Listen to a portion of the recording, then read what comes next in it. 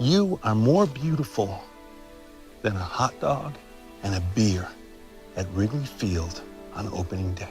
In this prequel to 2014's Godzilla, Legendary Pictures took the King Kong mythos in an entirely new direction thanks to director Jordan Vogt Roberts and a stellar cast including Tom Hiddleston, Samuel L. Jackson, Brie Larson, John Goodman, and John C. Reilly. The year is 1973. A group of monarch scientists and Vietnam soldiers chart an expedition to a mysterious island in the South China Seas, known only as Skull Island. Is that a monkey?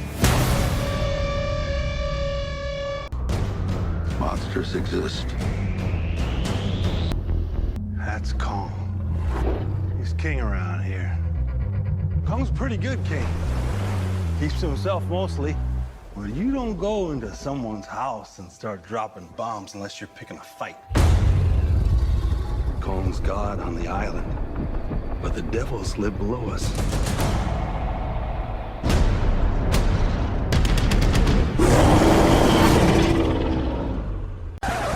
Calling all podcasters. We interrupt this broadcast to bring you a special bulletin, reporting live from the We Can Make This Work Probably Podcast Network. We are receiving reports of, well, what can only be described as a gigantic ape rampaging through the streets of New York City. Wait, this just in. According to our overseas correspondents, there's been a confirmed sighting of a massive reptilian creature off the coast of Japan. Oh, the humanity. If you have any information regarding these two Goliath monsters or their film franchises, please record on your dictaphone and post or telegraph your audio transmission to us at probablywork.com. Please hurry. Time is running out. We've just been told that the mayor is evacuating the city and the president dispatching military forces. I don't know how to describe what I'm looking at, dear listeners. They appear to be squaring off. Jeez. This is it, people. The battle of the century. It's Godzilla versus Kong. A fire-breathing lizard takes on the giant angry ape. In this, a no-holds-barred clash between the king of the monsters and the titan of Skull Island. Who will come out on top? Why are they fighting? How did that monkey get so big? Find out on the latest season of Podcasters Assemble, Kongzillathon. Podcasters Assemble. Yo, this is Corey from The World Is My Burrito. Eric Slater here from Epic Fails of History and Too Young for This Trek. Hi, this is Justin Aki, graphic designer and one half of Significant Honor Co. Hi, this is Stephen White, co-host of the Super Mega Crash Brothers Turbo podcast. Hello, this is MC from the best animated shows ever, so far. This is Troidal Power from the Power Playthroughs podcast. Hey, this is Chris from Comic Zombie. Hello, I'm Robert Kelly, host and writer of Record All Monsters. And today we are talking about one of my personal favorites. And I'm here to talk about Kong, Skull Island. Today I watched Kong, Skull Island. 2017's Kong, Skull Island. Legendary Pictures, Kong, Skull Island. Kong, Skull Island. Kong, Marvel's Waiting Room.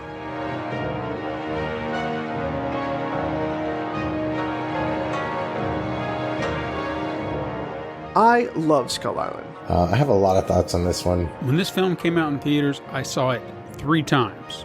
3. This was actually my first time seeing it. So going into it, I did not know much about this movie. I love this movie. I don't think I ever watched a film that many times during its initial release. I may have even seen this before I saw Godzilla 2014 originally. I'll start off by saying it's really, really good. It's easily my favorite Kong movie ever made. I knew it had the actor who played Loki in it. It is a lot of fun. Definitely in the top, 5 or whatever of giant monster movies for sure. Okay, I did the same thing with Logan, but that came out a week prior, and there were reasons. And I knew that the marketing for it evoked Vietnam War movie imagery. I saw it first on the opening midnight show, then a few days later with my father, then a week later at the drive-in with my wife, which was double billed with Logan. So this will explain all 3 viewings for both films. It doesn't have that weight of self-importance that Peter Jackson's Kong does. This movie is fantastic, almost the entire way through. Obviously, when the film was announced, I was excited. But I assumed after watching Godzilla that this was modern day. When I heard that the film would take place in the 70s, I was more intrigued. I do not envy the makers of this movie. In a lot of ways, they had a much more difficult task than the team Legendary Pictures had working on 2014's Godzilla did. I think there was a general assumption, at least on my part, that this would be a MonsterVerse film, and that the filmmakers would probably attempt to retell Kong's original story in some way. But a post-Vietnam setting immediately changed that assumption. I wasn't sure what to expect, and that made it even better. First thing right off the bat, this movie has an amazing cast. We got director Jordan Vogt Roberts. Vogt. Who cares? I'm saying it some way. He was attached, and honestly, it didn't shape my perceptions any, since I was really unfamiliar with his work up at that point, but he seemed capable enough. You got Samuel L. Jackson, Tom Hiddleston, Brie Larson. Then we got the cast lineup that was announced to go along with it, and I really felt like this project was starting to take shape. John Goodman, John C. Reilly. I mean, it's just fantastic, top to bottom. But to me, the real standouts here are the more veteran actors in the cast. Probably the best cast that's ever been in a giant monster movie. Like John Goodman, who does a fantastic job as Bill Randa. Yeah, I would say probably the best cast that's ever been in a giant monster movie. There had really only been one kind of King Kong movie up to that point. Sure, there were a couple of outliers like 1933's Son of Kong and 1967's King Kong Escapes, but even those share some broad similarities. Let me tell you what I thought this movie was going to be.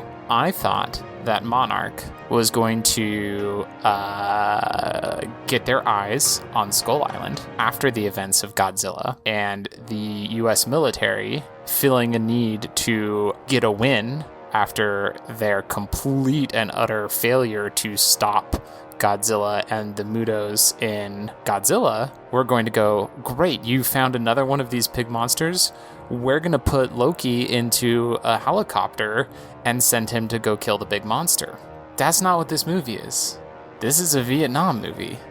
Like, it's set at the end of the Vietnam conflict. Its imagery is all Vietnam. I mean, it's basically a Vietnam movie that just happens to have a big monkey in it. I absolutely think the Peter Jackson King Kong is still canon. I just think this is a different Kong.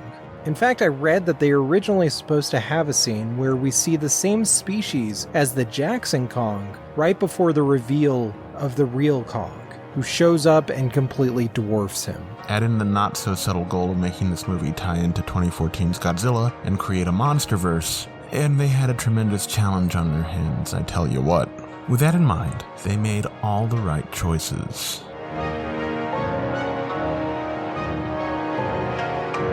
So I like the opening. I love this whole opening. I thought that was interesting that it opens with World War II fighter planes crashing on this island on a sunny day. The two pilots crashing onto Skull Island. The opening showed 2 World War II pilots crashing on a beach. The best part of this movie is that Miyavi, Japanese icon and amazing slap guitarist, graces us for a few seconds. The fact that this movie opens with fighter planes seems like a reference to the end of the classic King Kong. Just these 2 fighter planes, one American, one Japanese, and there's like no other planes around. There's no ships anywhere in sight. They're so far off course. Like, why are they so far off course? An American and a Japanese pilot, and basically getting into like a gunslinger showdown with each other, which was super cool. I like that a lot. And then just at the end of that, you see Kong rises up on a cliff face. When Kong pops up to check out the fight between Gunpei and Hank, he has this "what are the ants doing today" look on his face. And if there was anybody even remotely nearby, like maybe some ships or other fighter planes or whatever, why did no one ever go looking for them? You know, they must have been so far off course that no one could even see them at that point. I don't know. Anyway, just 30 plus years, nobody ever saw them. Just kind of strange. No big deal. The opening titles with the montage of history and the advancement of satellites is really neat. There's some really cool opening credits to start off with. It cuts to the opening credits, which tell us that we've jumped forward to the 70s. Setting the movie during Vietnam was genius. It was kind of smart to just show some background on Monarch, you know, even in just, you know, little quick flashes. I think it was kind of cool as the credits kind of progress. You see little flashes of the date as the years go by. And the soundtrack throughout is brilliant. So what was the point of the World War II pilots? They probably won't come up again. But, you know, if something about Monarch, if they knew about these giant monsters in the 70s and presumably had decades to plan and everything, why are they so shit about it in like 2014? Obviously, Monarch knew something about Skull Island prior to this mission, and I'd love to know the greater details if they were interesting enough to explore. Perhaps we'll actually get that in a few weeks.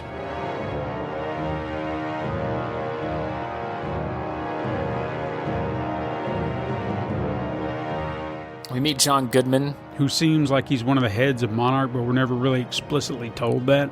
John Goodman says, "Mark my words, there won't ever be a more screwed up time in Washington." John Goodman is also really good if in it for too short a time. Anyway, but we get John Goodman. Yeah, woo, John Goodman. And another scientist who these guys work for Monarch. And, oh yeah, look, it's Heath from The Walking Dead, so that's cool. I guess that's where he went, back in time, and to a different universe. And they're trying to get permission to go to Skull Island, which they've found because satellite imagery has started being a thing. That's a cool concept. I like it. So, is John Goodman or Samuel L. Jackson the Denim character in this one? I love the fun casting of John Goodman. He was almost a sleeper, because he starts talking about being sorry like he fully knew about all of Monarch's past operations, him being the last bastion. So Heath and John Goodman, as Monarch representatives, go ask a senator for access to a military escort so they can go to Skull Island. I love Samuel L. Jackson's character in this film. They end up getting permission to go, and they get Samuel L. Jackson's attack helicopter troop from Vietnam to escort them to the island. So this will meet Samuel L. Jackson. He is he's the leader of he's a colonel, and he's in charge of a group of soldiers who are about to go home on leave. We get called into one last mission, so of course they're almost all going to die. Samuel L. Jackson, as always, is freaking great.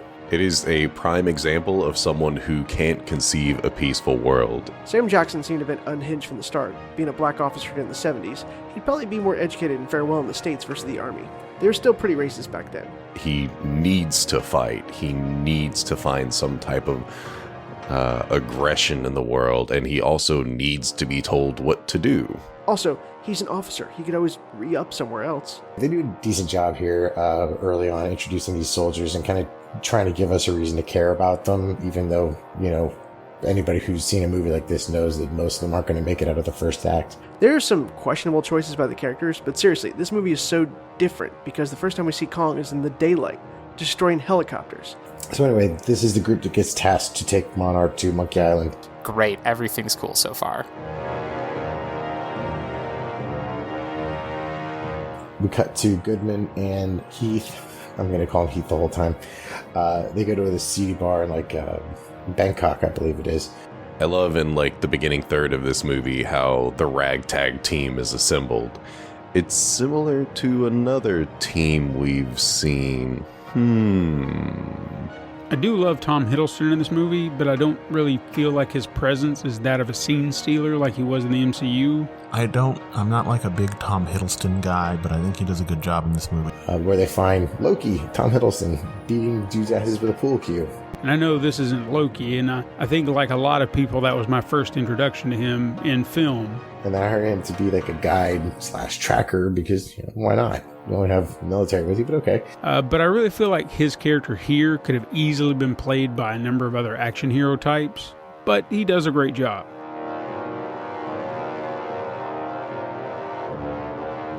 Brie Larson's great. And then Brie Larson is like a anti-war photographer who gets to go along too. Hey, the female lead actually has agency in this one. I know people are divided on her for some reason, but she's a great actress. Brie Larson is another great addition to the film, and this is probably the first film I remember seeing her in as well. And she does a great job here. My favorite human character has to be Colonel Packard or Brie Larson's Weaver. Oh, I think that's her last name. I can't remember her first name. I want Mason Weaver's camera. I probably wouldn't use it, but it'd be beautiful to own. You're not actually going to blame the people without guns for losing the war, are you? Camera's way more dangerous than a gun, and we didn't lose the war. We abandoned it. This is very recent after Vietnam, after the war in Vietnam ended, so he's kind of chapped off about it. Don't mention to him that we lost you guys. He doesn't like it. Very believable. Brie Larson's great.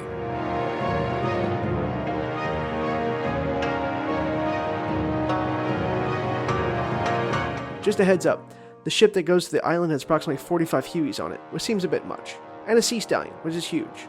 And a Chinook, the big one with 2 motors. So this is a super, super typical action war film up until Kong interrupts it.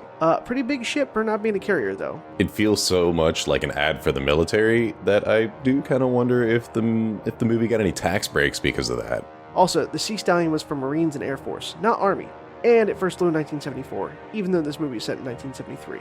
So Monarch tells the military in like their presentation or whatever, they're going to drop seismic charges on the island as they fly over to map it and to see like, what's in it, what's underground, are there any tunnel systems, what kind of materials is it made of. When they get to the island, they start bombing the shit out of it. Because they're stupid and they want to piss off everything that lives there. I don't think that's really going to work out. Ostensibly because they're doing a geological survey, but really it's because the Monarch scientists believe in the Hollow Earth theory and that this island has a thin connection to hollow caves in the earth full of monsters, I guess. All right, fine. So the problem is, as they go on this boat ride towards the island, there's this big-ass storm in the way. And this is the only shot that Monarch has of getting the backing they need, the funding they need to get to the island. So Goodman convinces Jackson to take them by being like, I was told you were the best. Like he's, challenging that fact. Jackson makes a Jurassic Park reference.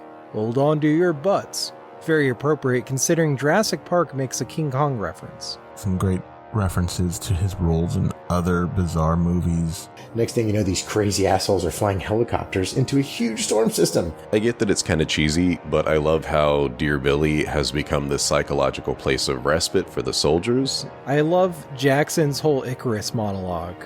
I do kind of wish that it was something that was put through more of the film. It seems like there was a massive break in Dear Billy stuff. Like, we got Dear Billy, there was a break, and then there was a little bit more, and then that was kind of it. And I sort of wish that people had kept coming back to that. The Nixon bobblehead's a nice touch. Looks beautiful. Mad Maxian almost, but it's just like, what are you doing? All right, fine. As far as the story go, we get similar beats from previous versions. Instead of focusing on the Beauty and the Beast angle, they focus on the Lost World style of storytelling. So suddenly, immediately, the sky's clear, which is pretty cool. And they're all like, all right, let's start killing shit. Group has a reason to go to the island. Upon arriving, all hell breaks loose. I'm convinced that Skull Island is basically Australia. And instead of just dinosaurs, we get a whole array of wild-ass monsters. It's isolated out in the middle of the ocean. It's got strange creatures found nowhere else in the world. And everything there is basically trying to kill you. There's the big water cow, the log bug, the giant freshwater squid, the bamboo leg spider, the saw-nosed pterodactyls, the skull crawlers, and of course, Kong himself. Then Kong shows up. And then we have Kong. I still love watching this Kong intro scene. Okay, so the silhouette of Kong in the sunset is the coolest damn shot ever. This sunset reveal is so fire. No wonder they put it on the poster. And they're flying around, having a great time, sightseeing, taking pictures, playing music, dropping charges, killing wildlife when suddenly, tree! Now, the first thing he does is throws a tree through a helicopter, and that's dope. And holy hell, that's a big gorilla. That a monkey? Best last words ever. It's awesome. This whole sequence is amazing. It's pretty cool. The first weapon Kong uses in the film is a tree. The twist here is we don't have to wait for Kong to show up. He is practically waiting for us at the door, and it's easily one of the best introductions to Kong ever put to film. It basically says to anyone who's ever seen a King Kong movie, hey, no airplane's going to take this big boy down off any building. This Kong film begins with Kong being attacked by helicopters, and he makes short work of them. Almost like a statement of strength compared to Kongs of the past who were always killed by aircraft. He can throw airplanes and helicopters. He's smart, and nothing can take him down. The only notable vehicles in this film is the helicopters. Kong smashes the crap out of all the helicopters and smashes everybody, and he's super gigantic, and it's awesome. Immediately, he just starts tearing through all the helicopters who are invading his territory, and he's letting them know who's boss. Damn, that's a shit ton of helicopters. And when Kong just takes them all out. But then he starts fighting the helicopters, and this is where this movie starts to lose me a little bit. Because Kong is so big. As big as we've ever seen him, just brimming with personality. And he's super gigantic, and it's awesome. But Jesus, this monkey is big. He's really, really, really, really big. And built. He crossfits. And I don't know. And it was at this point watching it that I really kind of felt it was a really good choice to move away from, the version that we've seen at least twice now, with the original, just the sacrificing of the woman and all that stuff. It was a very smart move to move away from that, although they did keep some elements and kind of put some spins on some of those classic bits, but it works really well for the movie, I believe. I feel like after having watched the original King Kong and then Peter Jackson's remake of King Kong versus a couple of Godzilla movies, I feel like the difference between the two is Godzilla is so massive that he doesn't care about individual humans, while Kong is big, but not so big that he doesn't deal with individual humans. And this Kong, he's way too big. Like, I feel like Kong has gotten a little smarter in every film that he's in, up to Jackson's Kong, the last one that we watched. And while he can bleed, he's smart. But this one, he is very highly intelligent, and it's intentional intelligence. It's not just like, oh, LOL, like the monkey jumps up in the air and causes two helicopters to shoot at each other. No, this one was thinking about it, and you can tell because of everything else that he was doing in this scene. It's so pivotal for this new Kong. He's way too big. I love how Kong is literally just defending the island. Even though he has animalistic tendencies, he never truly feels like an animal.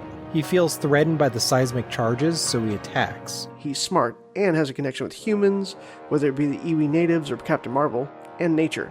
He cares about his island. And what may not be apparent here at first, but learned kind of later on, is that Kong's just protecting his home. He isn't being malicious. He's the guardian of this realm, and he's going to do what any good king would do. So anyway, after all the helicopters are smashed apart, Nick Fury's pissed as hell, and the survivors are split off into groups from, where they landed. We end up having three groups of people, basically. You've got Brie Larson and Loki are the kind of main characters in one group. Casting was fine. I like Tom Hiddleston, but it looks like it was one of the movies he took on just to get in shape for in-between Marvel movies. Same thing with Captain Marvel. Hey, this movie has Nick Fury, Loki, and Captain Marvel. And then you have Samuel Jackson and a bunch of the soldiers in another group. The contrast of the split group is nice. The aggressive soldiers end up facing aggressive creatures, and the pacifists end up with peaceful creatures. So Loki and Captain Marvel's group decide to follow the river to their eventual exfil location on the opposite side of the island. Since now they don't have helicopters, it's going to take a hell of a lot longer to get there. Might as well start now. And then you've got Chapman, who is a soldier all on his own, but he's with the helicopter that has all the big munitions in it. And then you have Chapman, who's just kind of experiencing this world on his own, and it remains peaceful until he changes it. Nick Fury's team is looking for Chapman, who's separated, and is for sure gonna die, because he also has a kid at home, and he didn't finish his letter to him. So it's like strike three, dude. You're definitely gonna die. Same for Shea Wiggum, who I actually took note of here and have followed his work closely ever since. The pilots were forgettable, even though there was another Good Place cast member. And while I appreciate the actor who was Chapman, this was a weird role for him. Underused. He was in Black Mirror after all, and pretty good actor in his own, but meh. We just got taken down by a monkey the size of a building. Goodman says, monsters exist. Jackson says, no shit.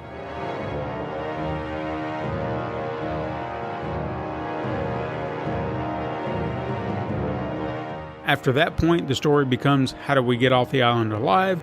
They adventure around the island, big monster stuff happens. I do miss the dinosaurs, but it is a lot of fun to have a bunch of other cool, weird monsters. While I've always commented that everything on Skull Island and previous Skull Islands is, just full of predator species, there's no prey, everyone remember the 45-minute long bug sequence in 2005? Yeah. This movie has giant-ass buffalo and deer and things that can actually be eaten. I love the giant ox. Loki and Brie Larson's team meet a big bison coming out of the water, but it doesn't attack them, and so they get a taste of like, oh man, maybe not everything here is trying to kill us. That's so great. That was such a cool reveal. It's a viable place, not just some made-up magic place with a giant monkey. Oh yeah, don't get attached to people, because they all die all the time. Sam Jackson's team is humping it through like this bamboo forest, right? There's a really cool scene where they're walking through some bamboo, and there's a giant stick bug thing walking above them. They're looking for Chapman. They're trying to get to Chapman. When holy axe, that's a big spider. That spider wasn't that big. The creepy bamboo spider. and one of its legs goes through this dude's mouth and out his back. But it's so big that its stick bug legs, like, are stabbing people to death. It's friggin' disgusting. But they look just like the bamboo. And this thing is gross as hell. It's this gigantic spider who, its legs are so long that its body is like up above the top of the tree canopy. I was a big fan of the lobster ant spider thing. The giant legs were super creepy. It's really gross. Very, very cool. And so the dude starts shooting the crap out of it, and it grabs one of the guys with like this gross, kind of like jelly-looking webbing. It's really disgusting. And he starts like kind of pulling him up. And I already hate bugs, so that was a terrible creature. So they're all shooting at it, and they start hacking its legs with machetes, and trying to make sure that they get it down before it eats the soldier. Even Marlowe comments on it later on. They got big ants. And he's sawing at the crap with a knife, and then oh my god, it's got a face like a crab and a spider. Kill it, kill it, kill it, kill it, kill it, kill it. Oh, that's good. So anyway. Then they do that scene again later with a different stick bug thing with Chapman. So anyway, we cut back into our buddy Chapman, who's sitting on this log, and it stands up. And it's like, I mean, I guess this is fine, but you already did this scene. It's just the same thing again. And of course, being in this island of death, he starts shooting it, but it's a harmless giant walking stick. See, now we get to the scene where Chapman shoots at the stick bug, and like immediately after the stick bug leaves, he pushes off Peace. A skull crawler immediately discovers him. And it turns out it was probably trying to warn him, and he ignored its warning because he's stupid. Chapman, Sam Jackson's major, dies via skull crawler. And it was semi-shocking because you thought he'd have some of those named characters surviving. And he gets gobbled up because, duh. Nah, everybody dies, including people you didn't know they were there. The best monster would have to be Kong himself. The biggest, most important thing here is Kong himself. Yes. And he's kind of like an amalgamation of all the Kongs we've had before. So in the original King Kong, he's not really gorilla-y. He's gorilla-y, but he's not very realistically portrayed. He's like half gorilla, half person, really. And so I really like this Kong being very, almost like a 100-foot tall Bigfoot. I just think that's neat. Anyway, we go check in with Chap, and he's washing off at the river, right? And then all of a sudden, there's freaking Kong. Like, how does this 900-foot tall, whatever it is, gorilla keep sneaking up on people? It's pretty hysterical. One of the most fascinating and fun scenes I enjoyed in the film was the one where he's kind of walking through the river. He stops to clean off and just relax for a moment. But Kong's just kind of sitting there washing himself and washing his wounds from the helicopter fight. All scarred up and hurt, and he just, takes on everything. And obviously this is before being attacked. And then, holy crap, that's a big squid just chilling there. I also thought the squid thing was terrifying, because Chapman was right there in the water a minute before. And of course it starts trying to attack Kong, and then, oh my god. Kong versus the Kraken. So it's trying to eat Kong, and he's not having it. And so he grabs the tentacles and is pulling on it, and he just keeps stomping its head till it crushes its head in. But I think it's great that Kong is shown eating on a normal basis. And he just chomps down on it like, oh hey, my lunch came to me today. Cool. He's a big boy, and he has to eat. Get his macros in. And then he starts eating it. Okay then. And kind of before that, it just felt like you were watching Kong being himself in his natural habitat, as if you would have Brie Larson's character just snapping pictures of him in the distance, and then you have some Richard Attenborough type narrating what he's doing. And I think this is one of my very favorite portrayals of Kong.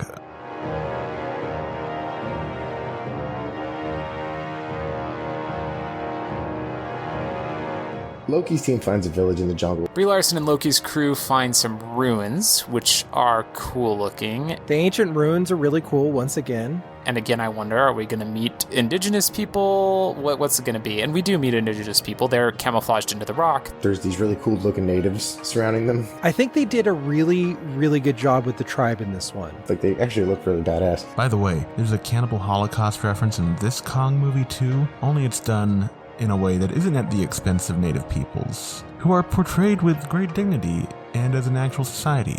Peter Jackson, take note. I really like the natives. They're very much look at the mystical indigenous people type tropes here. I also kind of like that they're a mostly peaceful tribe. It's clever, and they seem to have their own unique culture. The natives in this one are so cool, and I loved watching the behind the scenes for this because they wanted it to feel like an island where like Southeast Asians or just Asians in general were like accidentally ending up through whatever means. So you have all these different Asian races represented. But in film, they kind of represent like a hope and peace on the island. And in previous films, the natives are just kind of there trying to survive. This is the first one showing that you can survive under particular guidelines. It also seems appropriate that they're of like Asian or Polynesian descent, considering that this is set in the South China Seas. But at least they're not terrifying murder zombies like they were in Peter Jackson's King Kong, so I guess that's an upgrade. And then motherfucking John C. Reilly shows up. And finally, John C. Reilly. Great casting for someone 30 years after WW2. Then we have John C. Reilly as Hank Marlowe, who is the heart of this film. John C. Reilly is fantastic. He is by far the human star of the film. John C. Reilly is great in this movie. If there's one human character you root for here, it's him. And then the movie completely loses me because John C. Reilly is hanging out with the indigenous people. And he's the character from the opening of the film who's been living here since 1945. He knew enough to do things, but not enough to get off the island. I love John C. Reilly as the castaway World War II pilot. John C. Reilly is terrific. And he's in a completely different movie. He is in a straight-up Kong parody comedy. When they announced John C. Reilly, like in trailer, they showed him, I distinctly remember just like hating this. Like most people, I know John C. Reilly from the Will Ferrell movies, so you're kind of just used to him acting like an idiot. And I think this movie did a really good job of taking what he normally does, while also giving him a lot of grounding and a lot of depth. He's been on this island for decades, and he's a little bit crazy. I almost wish that they had made the crazy a little bit earlier, because the scene when he's shaving seems to sort of be like an abrupt start to something. But also, you know, he's super excited by this point. It's been hours since he met new people. But still, I really liked his character. I really enjoyed what he brought. And it's not solely comedic relief. He is there as a guide, whereas like in the past, everyone has just magically been able to find everything on the island that they needed. And in this one, someone's like, no, I can take you to exactly where you need to go. Because let's face it, in every Kong film of the past, those people would have been lost. They would have never known how to get off the island. I think he might be one of the best characters in these movies so far. And I don't know why he's here. He's funny, but in a very human way. He's a little bit crazy, but he provides much needed exposition and history. He kind of tells them the story of Kong a little bit and kind of what's going on. Being stranded on Skull Island since World War II, his character could have easily been nothing more than exposition, since he is kind of our Skull Island encyclopedia. My favorite thing, and I like to say this to people when we're in a bad situation, it's we're gonna die together. A good group of boys to die with. That's great. He uses humor to deal with his situation in a very relatable way, you know? But Riley's performance makes the character so compelling and sympathetic, especially at the end. And everything he does, I hate. You don't belong in this movie, sir. He's funny, but not slapstick. He's not a typical John C. Reilly character. John C. Reilly is a great actor. He's really funny. He shouldn't be in Kong Skull Island. He's a pretty serious character, and he brings a lot of emotional weight to it. It's just kind of under the surface. What are you doing here? Every scene he's in becomes like a weird improv game. But it's great. Oh, about the war. Did we win? Which one? Makes sense. And Brie Larson and Loki are cracking jokes. It's just, ugh. Every line he says is gold. He also brings his awesome comedic delivery to an already awesome cast. So it really, at this point, it's almost overkill. He gets the one PG-13 F-bomb, and he uses it to describe ants. They use it for a joke. I think that's great. And I really love the reference to the classic monster movie, Them. Giant ants that sound like birds. Keep your eyes open. Up in the trees, too. What? Ants. Big ones. There's one. Sounds like a bird, but it's a ant. I wonder what he did for 30 years besides, psychically talk to the natives. One of the goofiest moments is also one of my favorite lines. I love this scene where they're catching Riley up on current events, the Cold War, etc. It's actually between Neves and Marlowe. Oh, and we put a man on the moon. No kidding. You just leave him up there? And it's like, what do they feed him? He says something like Tang and Spam. It was just like a really goofy, out of the movie moment, and I just thought it was funny. Ugh. Oh, he's great.